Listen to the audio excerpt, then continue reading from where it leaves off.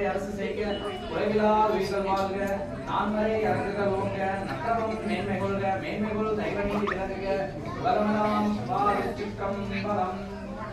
சுக்லாம்பரம் விஷ்ணும் தேவம் தத்ரம் சங்கமந்தார் கோமச்சாந்தகே அவர்களுக்கும் அவர்கள் சாந்தர்களுக்கும் சுற்றத்தார்களுக்கும் உலகுயிர்க்கும் அறம் பொருள் இன்பம் வியாபாரம்